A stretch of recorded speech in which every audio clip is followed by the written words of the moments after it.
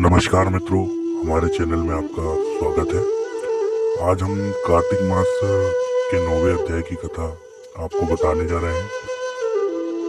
राजा पृथु बोले, हे श्रेष्ठ मुनि नारद जी, आपने कार्तिक मास के व्रत में जो तुलसी की जड़ में भगवान विष्णु का निवास बताकर उस स्थान की मिट्टी का पूजन करना बताया है। अतः मैं श्री तुलसी जी के महत्व को सुनना चाहता हूँ। तुलसी कहाँ और कैसे उत्पन्न हुई, यह बताने की कृपा करें।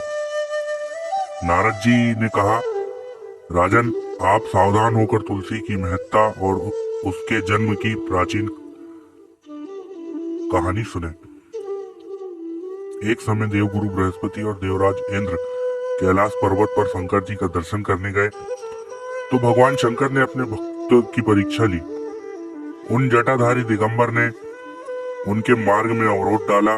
यद्यपि वह तेजस्वी, शांत, लंबी भुज और चौड़ी छाती वाले गौर वर्ण, अपने विशाल नेत्रों से युक्त और सिर पर जटाधारी वैसे ही बैठे थे, तथापि उन भगवान शंकर को न पहचान कर इंद्र ने उनका नाम, धाम आदि परिचय पूछा और कहा, शंकर जी अपने स्थान पर हैं या कहीं गए हैं।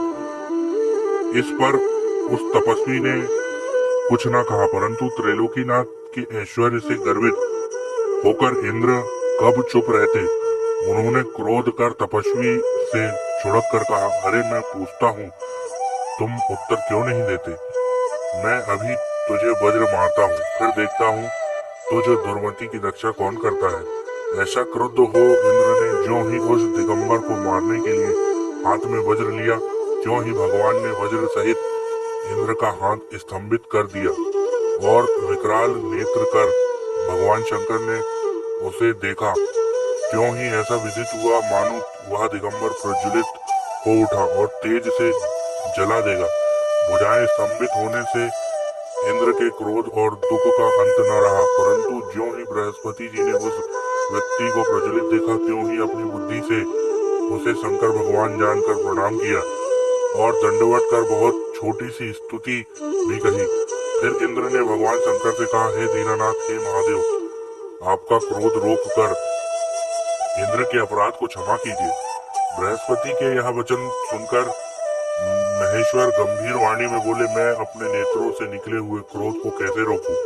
तब बृहस्पति ने कहा, भगवान, आप भक्तों पर दया करने वाले हो, आप अपना भक्त वत्सल नाम सार्थक कीजिए। आप अपने इस तेज को कहीं और स्थापित कर इंद्र का उद्धार कीजिए। तब भगवान शंकर ने गुरु बृहस्पति से कहा, मैं तुम्हारी स्तुति से प्रसन्न हूँ, जो तुमने इंद्र को जीवन दान दिलवाया है।